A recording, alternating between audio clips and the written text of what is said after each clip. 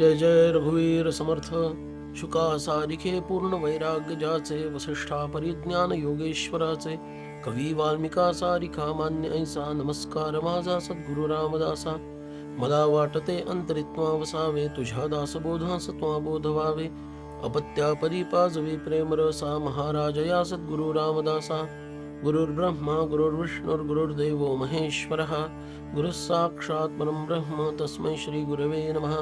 जय जय रघुवीर समर्थ। दशक 10 समास 4 बीज लक्षण।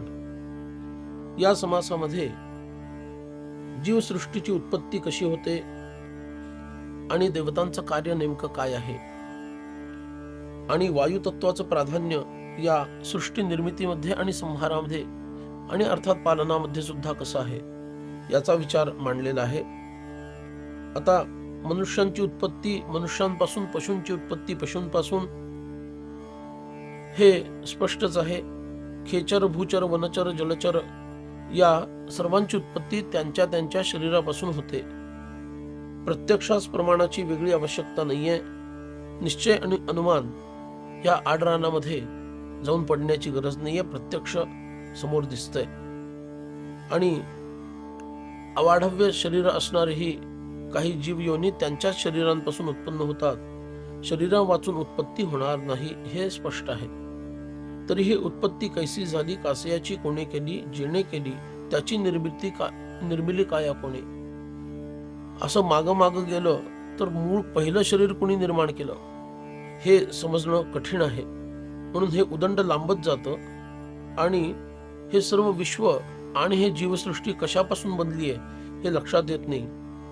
आता ही आशंका पूर्वीच घेतली होती ती यावेळेस स्पष्ट करावी असे सांगितलं। मुळी शरीर कैसे झाले, कासयाचे उभारले, हे मला जाणून घ्यायचंय। म्हणून प्रत्ययाचं प्रमाण असतं ते मूर्खाला काही लक्षात येत नाही। पिंडे प्रचिती शब्दे जाण विश्वासासी, ब्रह्मी मूळ माया झाली, त्याची अष्टधा प्रकृती बोलली, भूती त्रिगुणी कालवली मूळ माया। 5 भूते आणि 3 गुण म्हणून अष्टधा प्रकृती हा विषय आपण पूर्वी बघितलेला आहे। तर मूळ मायेमध्ये सुद्धा हे आहे बीज रूपामध्ये, हे लक्षात घ्यायला पाहिजे। आणि मागच्या सगळ्या समासांमध्ये आपण विचार केला, अगदी 9व्या दशकामध्ये सुद्धा विचार केला, त्यामध्ये मूळ माया वायू स्वरूप हे कसं आहे हे आपण बघितलेलं आहे। आणि वायूमध्ये जाणीवेचे रूप, वायू आणि जाणीव ह्यांचं किती संघटन आहे, एकमेकांशी जोडलेलं आहे, हाही विषय आपण बघितलेला आहे। तेची इच्छा परी आरोप ब्रह्मी न घडे, इच्छाशक्ती, ज्ञानशक्ती, क्रियाशक्ती या संदर्भामध्ये तेची इच्छा असं म्हटलेलं आहे। या 3 प्रमुख शक्ती आहेत आणि त्यांची रूप पण वेगळी वेगळी आहेत। सत्वप्रधान, रजप्रधान आणि तमप्रधान अशी प्रकृती सांगितलेली आहे। तर ब्रह्मामध्ये त्याचा आरोप करता येत नाही, कारण ब्रह्म ही निर्विकार आहे। तथापि ब्रह्मी कल्पिला तरी तो शब्द वाया गेला, आत्मा निर्गुण संचला शब्दातीत। तरी सुद्धा कल्पनेनं ब्रह्मावर आरोप केला तरी त्या शब्दाला काही अर्थ नाही, कारण ती काल्पनिक गोष्ट आहे, असत्य गोष्ट आहे। आणि म्हणून आत्मा बोला अथवा ब्रह्म बोला, फक्त उपाधीचा विषय आहे। तर तो निर्गुण असल्यामुळं शब्दाच्या पलीकडे असणार आहे। आत्मा निर्गुण, वस्तू ब्रह्म। म्हणून इथं केवलद्वैत सिद्धांतानुसार आत्मा हाच ब्रह्म आहे असं मत प्रतिपादन केलेलं आहे। आणि त्यानुसार आत्मा हा निर्गुण आहे आणि सद्वस्तू त्यालाच ब्रह्म म्हटलेलं आहे। नाम मात्र ते तुका भ्रम, नाम मात्र भ्रम आहे। 2 वेगळे शब्द आहेत पण वस्तू एकच आहे हे तत्वज्ञानी लोकांना माहिती आहे। आणि म्हणून कल्पून लाविला संभ्रम तरी तो लागणार नाही। कल्पनेनं काही जरी म्हटलं तरी ते सत्य असेलच असं नाही। म्हणून जसं एक उदाहरण घ्यायचं झालं, साखर तिखट आहे हे एक वाक्य आहे, पण ही फक्त कल्पना आहे। साखर मुळात गोड असते, पण व्याकरणाच्या दृष्टीनं हे वाक्य अगदी बरोबर आहे। कर्ता कर्म क्रियापद, त्याच्यात काही चुकी नाही। व्याकरणाच्या दृष्टीनं बरोबर जरी वाक्य असलं तरी अनुभवाच्या दृष्टीनं ते चुकीचं वाक्य आहे, अर्थाच्या दृष्टीनं ते चुकीचं वाक्य आहे। पण व्याकरणाच्या दृष्टीनं बरोबर वाक्य आहे। साखर तिखट आहे, याच्यात तुम्हाला व्याकरणाच्यात कुठेच दोष काढता येणार नाही। पण अनुभूती काय आहे, प्रत्यक्ष काय आहे, प्रत्यक्ष हे आहे की साखर गोड असते, तिखट नसते. म्हणून त्याच पद्धतीनं ब्रह्माला काहीतरी काल्पनिक तुम्ही लावलं म्हणून ते सत्य होणार नाही, असा समर्थन इथं निर्वाळा दिलेला आहे. आणि तथापि आग्रह लाविला, ती कल्पना केली आणि ब्रह्मावर कुठला तरी आरोप लावला तरी धोंडा मारिला आकाशाला, आकाशाला दगड मारला आणि त्यामुळं आकाश तुटून गेलं, असं म्हटल्यासारखं वेडपटासारखं ते काहीतरी ठरेल. म्हणून ब्रह्माला काय, आत्म्याला काय, निर्गुणाला तुम्ही गुण लावू शकत नाही. तैसे ब्रह्म निर्विकार, निर्विकारी लाविती विकार, विकार नसे निर्विकार जैसे तैसे. विकार नष्ट होऊन जातो, निर्विकार आहे तसंच स्थिर राहतं, त्याला फरक पडत नाही. मग प्रत्यय काय आहे, निश्चय काय करायचा आणि अनुभव काय आहे हे समजून घ्यायचं असेल तर माया ब्रह्मी जो समीर, त्यात झाला जाणता तो ईश्वर, ईश्वर आणि सर्वेश्वर तयासीच बोलीचे. माया आणि ब्रह्म यामध्ये ब्रह्मच ईश्वर रूपाला आलेला आहे. जेव्हा ते मायेची उपाधी घेतं, पंचदशीचा हा विषय आहे, परब्रह्म हेच ईश्वर बनलेलं आहे. जेव्हा मायेची उपाधी परब्रह्म स्वीकारतात. आता ह्या बोलण्याच्या गोष्टी आहेत, ब्रह्म काही स्वीकारत नाही, पण आम्हाला हे दिसतंय म्हणून आम्ही खालून वर पाहतोय, वरून खाली काहीच नाहीये. वरून खाली याचा अर्थ परब्रह्माच्या ठिकाणाहून ईश्वर नाही, माया नाही, सृष्टी नाही, काही नाही. पण आम्ही इथं खाली आहोत, सृष्टीमध्ये आहोत आणि आम्हाला त्या मुळापर्यंत जायचंय. म्हणून खालून वर पाहताना ईश्वर स्वीकारावा लागतो आणि तो ईश्वर काय आहे, ज्ञानस्वरूप आहे, त्याला सर्वेश्वर म्हटलं. माया आणि ब्रह्म याच्यात ईश्वर झाला, याचा अर्थ काय, ब्रह्मच ईश्वरत्वाला आलं, मायेची उपाधी स्वीकार. आणि त्याला ज्ञान असं म्हटलं कारण ते द्वैत ज्ञानजन्य आहे. ते जे द्वैत आहे हे ज्ञानजन्य द्वैत आहे. जाणून धरावा, त्यात जाणता तो ईश्वर, ज्ञानी तो ईश्वर आहे आणि त्याला सर्वेश्वर असं म्हणतात. आणि तो ईश्वर जेव्हा गुणांचा स्वीकार करतो, मायेची उपाधी अधिक बळकट स्वीकारतो, तेव्हाच तो सत्वगुण प्रधान विष्णू, रजोगुण प्रधान ब्रह्मा आणि तमोगुण प्रधान महेश बनतो. तोच एक अनेक बनतो असं म्हटलेलं आहे. आणि म्हणून सत्व, रज आणि तम हे त्रिगुण उत्तमोत्तम त्यांच्या स्वरूपाचा अनुक्रम मागा निरूपिला. जाणता विष्णू भगवान, जाणता नेणता चतुरानन, नेणता महेश पंचानन अत्यंत भोळा.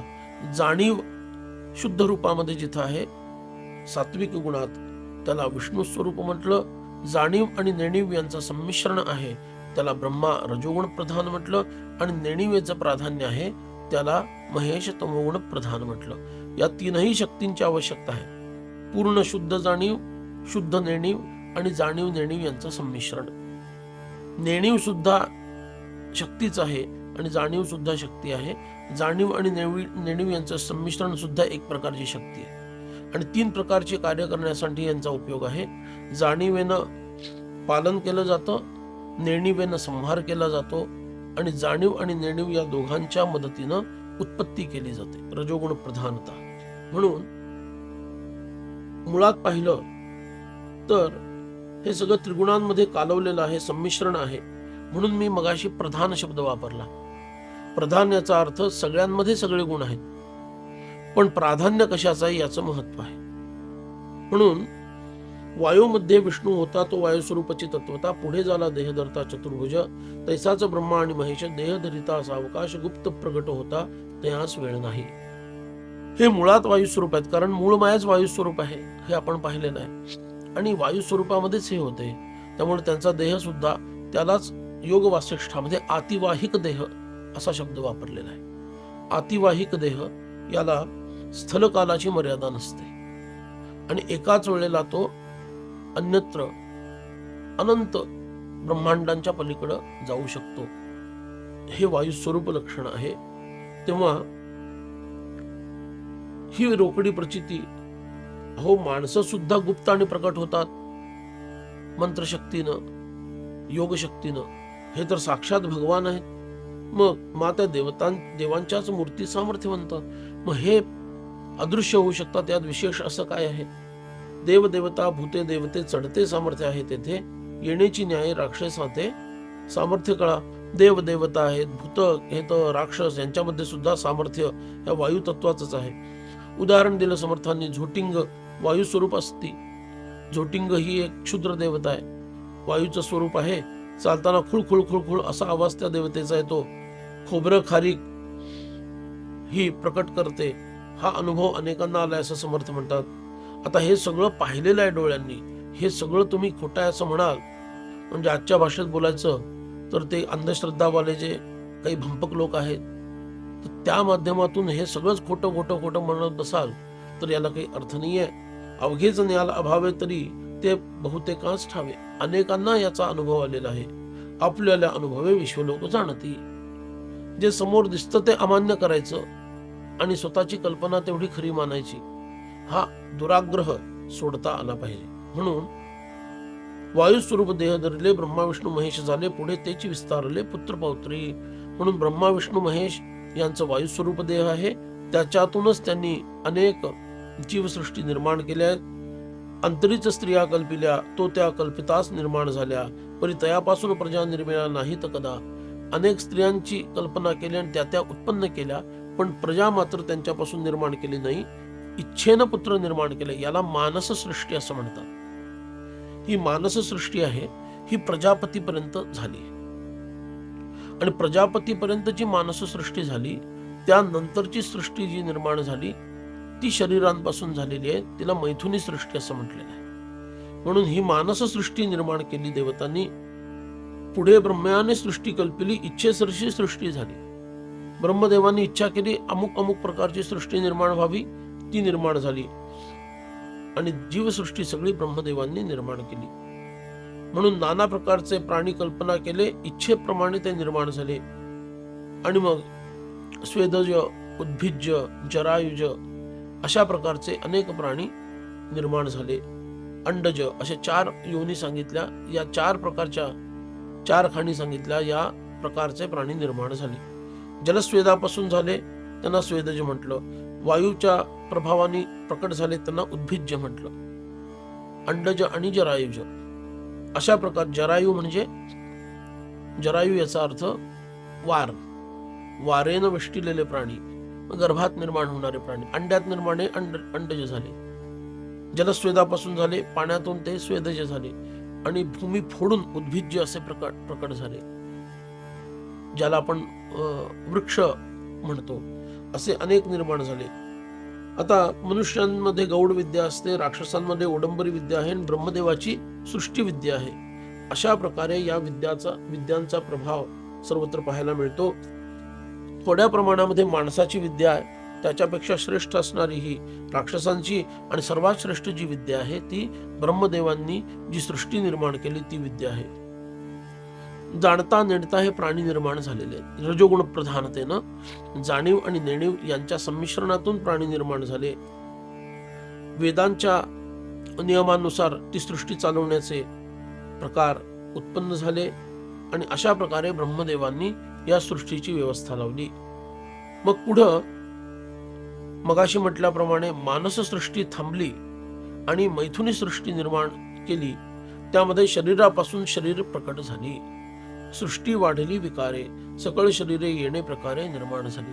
आता ही मैथुनी सृष्टी निर्माण झाली आणि त्यामुळं येथे आशंका फिटली, सकळ सृष्टी विस्तारली, विचार पाहता प्रत्यय आली यथान्वये.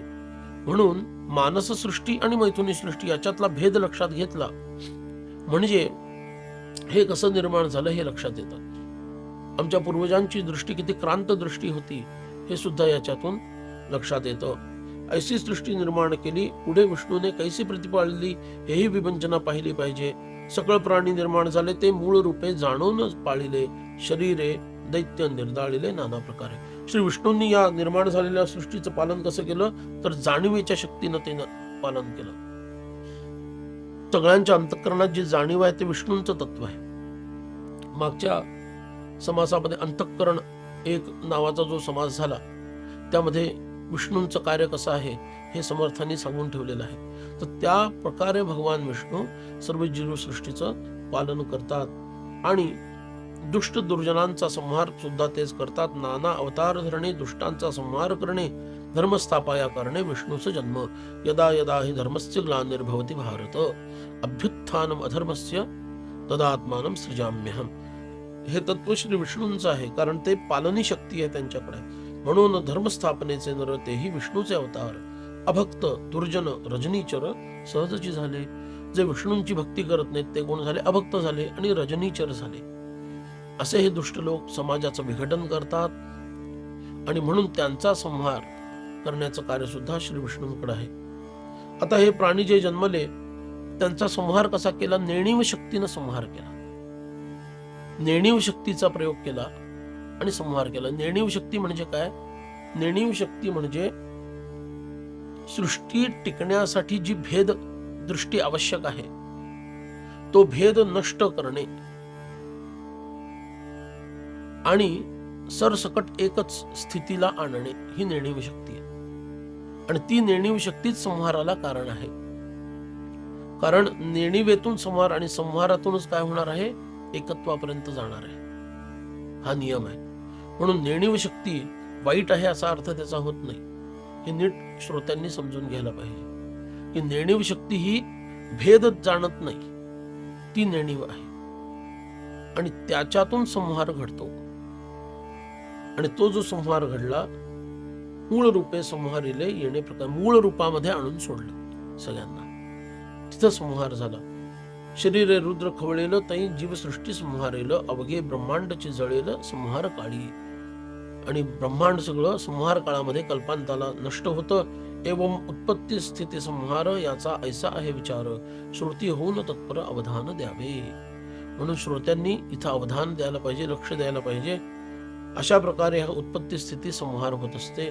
कल्पांती संहार घडेल तोची पुढे सांगिजेल, पंचप्रळय ओळखेल तोची ज्ञानी. आणि म्हणून हा कल्पांताला संहार कसा होतो हेही कळलं. परमार्थामध्ये संहार क्रिया समजणं खूप गरजेचे आहे. कारण आपण परमार्थामध्ये एकत्वाकडे जात असतो तेव्हा अनेकत्वाचा नाश करत जात असतो. फक्त तो नाश शिव करतात तसा प्रत्यक्ष त्या वस्तूचा किंवा सृष्टीतील नाश नसून विवेकानं नाश केला जातो. बरोबर आहे. म्हणून ही नेणीव शक्ती परमार्थाला खूप आवश्यक आहे, की जी तुम्हाला जाणीव पण आवश्यक आहे आणि नेणीव पण आवश्यक आहे. अशा पद्धतीनं त्या शक्तीच्या योगानं तुम्ही एकेका गोष्टीचा निराश करत जाता आणि त्या ब्रह्मापर्यंत पोहोचता. म्हणून हा सृष्टीचा संहार कसा होतो आणि विवेकानं संहार कसा केला जातो वैचारिक स्तरावर, याचा विचार पुढल्या समासात मी सांगणार आहे. असं म्हणून समर्थ हा समास इथंच आटोपता घेतात. जय जय रघुवीर समर्थ.